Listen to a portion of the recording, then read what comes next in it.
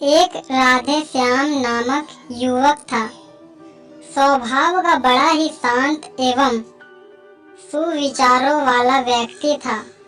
उसका छोटा सा परिवार था, जिसमें उसके माता पिता, पत्नी एवं 2 बच्चे थे। सभी से वह बेहद प्यार करता था।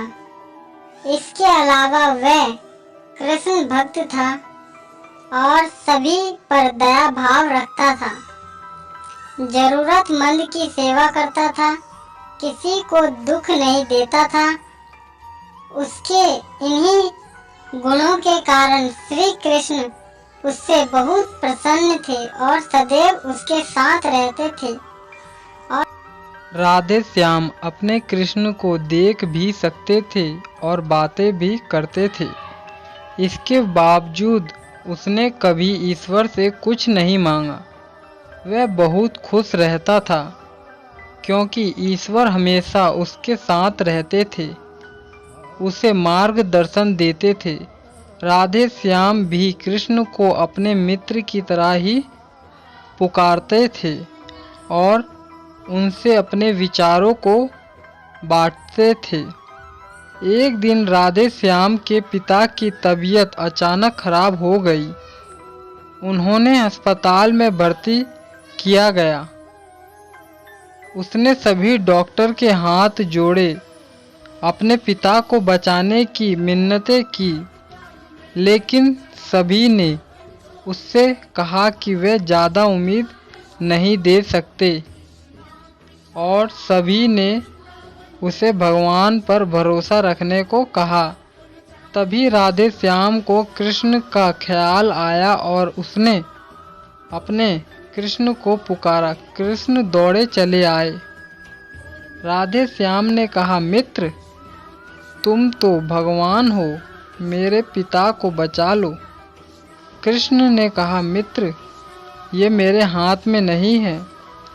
अगर मृत्यु का समय होगा तो होना तय है। इस पर राधे श्याम नाराज हो गए और कृष्ण से लड़ने लगे। गुस्से में उन्होंने कौन से लगातार भगवान ने भी उसे बहुत समझाया, पर उसने एक ना सुनी। तब भगवान कृष्ण ने उससे कहा, मित्र, मैं तुम्हारी मदद कर सकता हूँ, लेकिन इसके लिए तुम्हें एक कार्य करना होगा। राधे श्याम ने तुरंत पूछा, कैसा कार्य? कृष्ण ने कहा, तुम्हें किसी एक ऐसे घर से मुट्ठी भर ज्वार लानी होगी और ध्यान रखना होगा कि उस परिवार में कभी किसी की मृत्यु ना हुई हो। राधे श्याम झट से हाँ बोलकर तलाश में निकल गया। उसने कई दरवाजे खटखटाए। हर घर में ज्वार तो होती, लेकिन ऐसा कोई नहीं होता जिसके परिवार में किसी की मृत्यु ना हुई हो। किसी का पिता, किसी का दादा, किसी का भाई, माँ, बाकी या बहन। 2 दिन तक भटकने के बाद भी राधे श्याम को ऐसा एक भी घर नहीं मिला। तब उसे इस बात का एहसास हुआ कि मृत्यु एक अटल सत्य है। इसका सामना सभी को करना होता है, इसके कोई नहीं भाग सकता और वो अपने व्यवहार के लिए कृष्ण से क्षमा मांगता है और निर्णय लेता है जब तक उसके पिता जीवित हैं उसकी सेवा करेंगे। थोड़े दिनों बाद राधे श्याम के पिता स्वर्ग सिधार जाते हैं और उसे दुख तो होता है, लेकिन ईश्वर की दी उस सीख के कारण उसका मन शांत रहता है। दोस्तों, इसी प्रकार हम सभी को इस सच को स्वीकार करना चाहिए कि मृत्यु एक अटल सत्य है।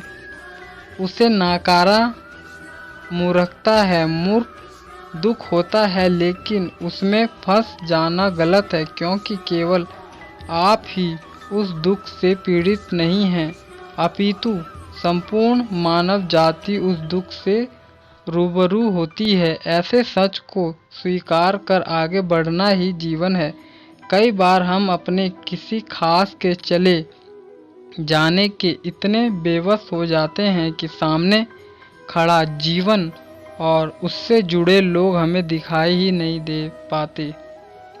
ऐसे अंधकार से निकलना मुश्किल हो जाता है। जो मनुष्य मृत्यु के सत्य को स्वीकार कर लेता है उसका जीवन भर विहीन हो जाता है और उसे कभी कोई कष्ट तोड़ नहीं सकता। वो जीवन के हर क्षेत्र में आगे बढ़ते रहता है।